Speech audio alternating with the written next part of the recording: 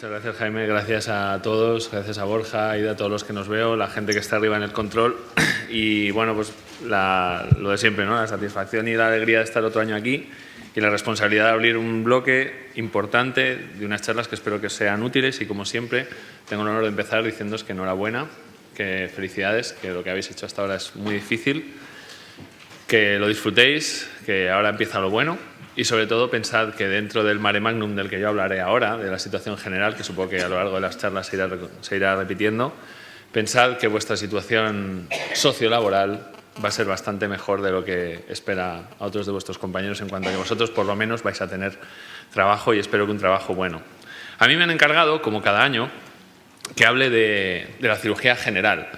Cirugía general, pues, ¿qué os voy a decir? Pues muchas cosas, realmente, porque este año voy a intentar estructurar la charla y diré algunas cosas nuevas, porque creo que cada año cambian y este año han cambiado bastantes. La cirugía general es una de las columnas vertebrales de cualquier sistema sanitario y, lógicamente, pues, se resiente de la situación que hay a nivel global, pero no por eso quiero transmitir un mensaje ni mucho menos negativo. Mi idea es contaros lo que hacemos y cómo lo hacemos, la realidad, intentaros dar un par de consejos para que cojáis la plaza lo mejor posible, ¿no? Cirugía general podría ser considerada como un poco la medicina interna de las quirúrgicas. Entonces, nosotros tenemos como una doble vertiente. Por un lado, la cirugía general es tremendamente extensa y tenemos una serie de áreas de capacitación, es decir, la patología de la que nos encargamos.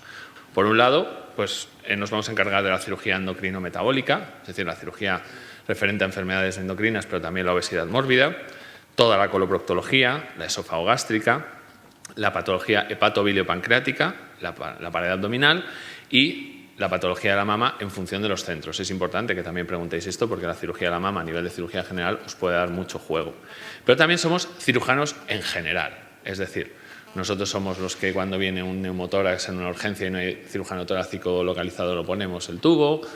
Somos los que, a lo mejor, en función del hospital donde estéis, pues hacéis algo de vascular periférico, podéis incluso ayudar al urólogo. Es decir, somos cirujanos, eso, en general. Pero también creo que tenemos una parte muy atractiva, que es que somos el general de los cirujanos. Es decir, cuando hay un problema en una especialidad, sobre todo médico-quirúrgica, esto de ahí, Jaime, es un hígado roto totalmente, completamente, pues muchas veces se nos llaman. Tenemos una parte muy atractiva de las especialidades, que nosotros nos hacemos cargo, pues, de los politraumatizados, del enfermo grave, operaciones complejas, relaciones muy intensas con especialidades tremendamente interesantes como es digestivo, oncología, etcétera, ¿no?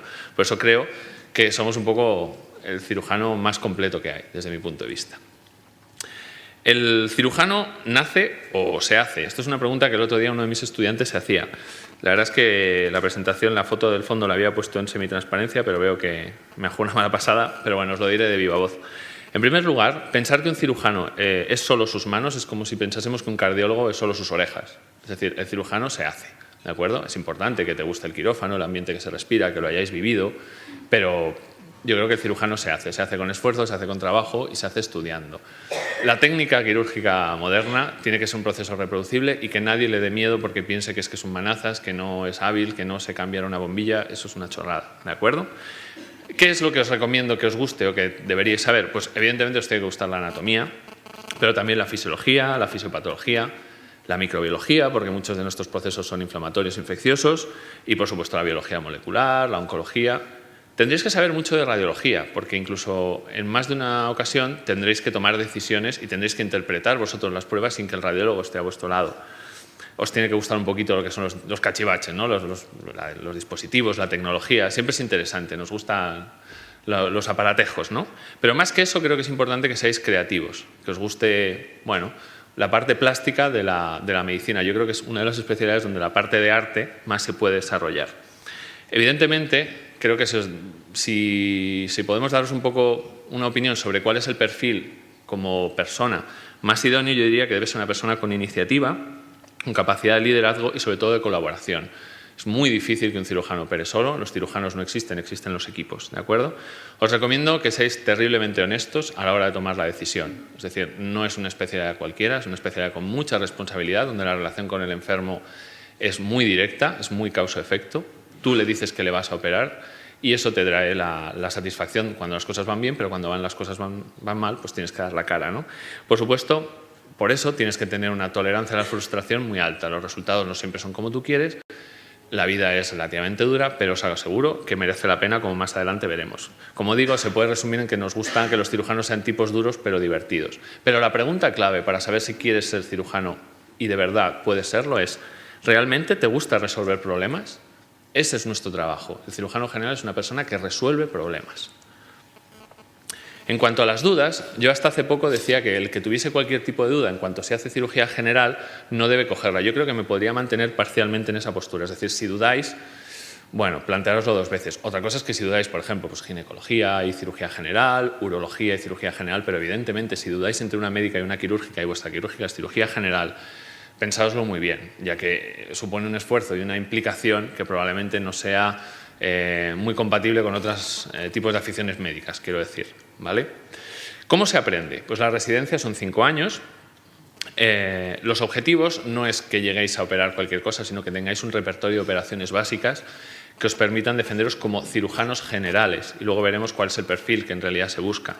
La metodología es bastante básica. Esta foto es de William Halsted, que probablemente es uno de los padres de la cirugía y particularmente del sistema de la residencia. Fue el que lo inventó, un cirujano.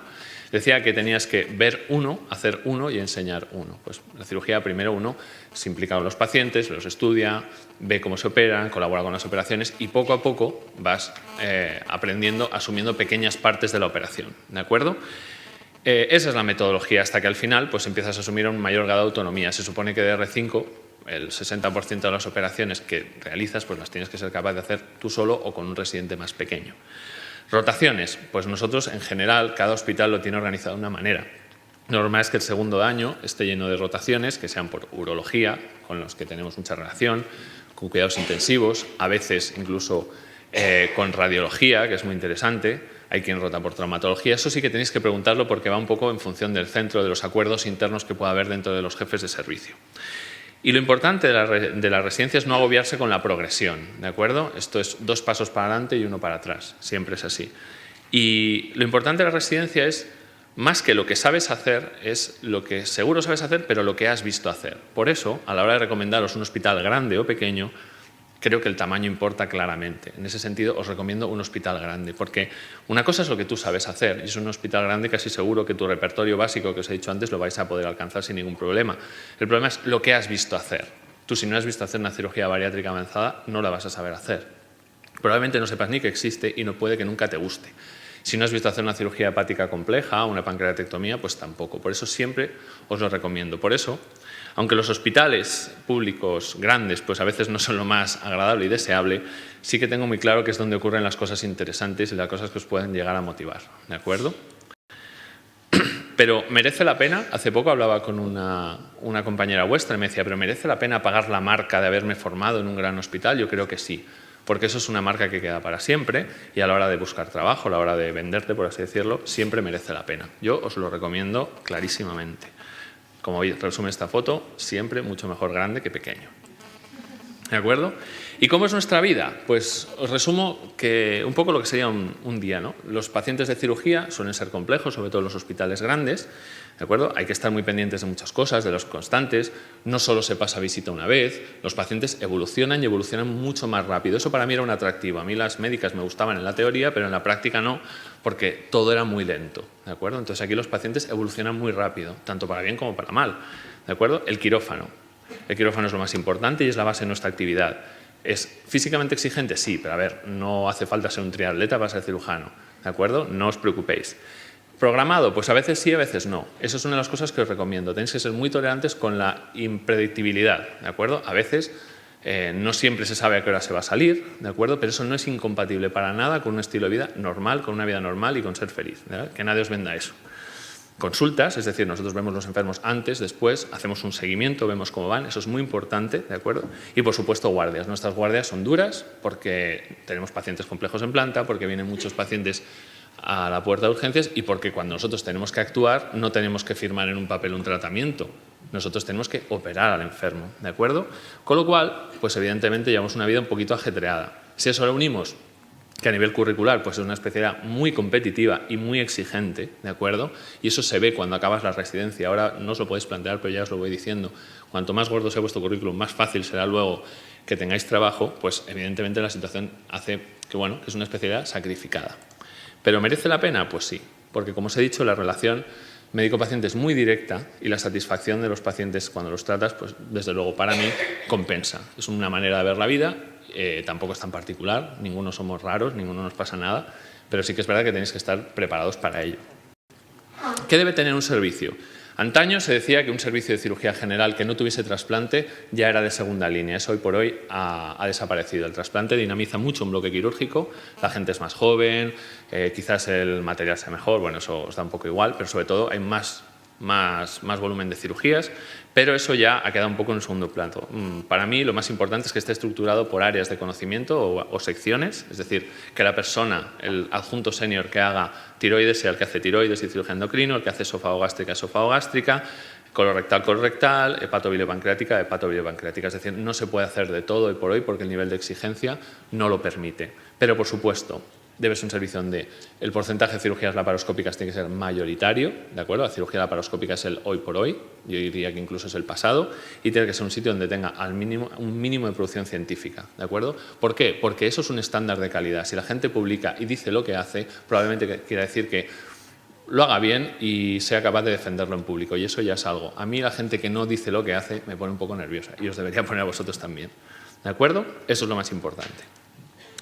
Pero claro, ¿cómo preguntar? Pues ya os digo que lo que tenéis que hacer es ir vosotros y fiaros de la sensación que os generen las cosas. Que no os creáis a nada ni a nadie, ni siquiera a esta charla, ni siquiera a mí, por mucho que os digan en la academia que lo hagáis, y que vayáis a los sitios y preguntéis. Y preguntéis desde el jefe de servicio hasta el R1, pasando por el R5, que está a punto de acabar y ahora lo ve negro o negrísimo, el R3. Y una cosa muy importante, preguntad a los cirujanos, al resto de especialidades sobre cómo son los cirujanos de su hospital, porque os da una visión bastante más global. Eso es muy importante. Preguntad a alguien que salga de guardia, preguntad a alguien que no salga de guardia y veréis un poco todas las vertientes. Pero sobre todo, fiaros de vuestra propia intuición. Es lo más importante. La situación global es compleja, ¿no? Estamos en un momento de crisis y esto en la cirugía general, que es una especialidad muy costosa, por así decirlo, pues nos repercute, porque los quirófanos son caros. Ya os digo que también la gestión de los hospitales va hacia que, bueno, pues ya veremos qué tipo de sistemas, si privado, mixto, público, no sé, pero por otro lado, la cirugía es cara, pero la cirugía es rentable, con lo cual ya veremos si en los próximos años las cosas cambian y dónde nos posicionamos. Lo que quiero decir es que lo tengáis en cuenta.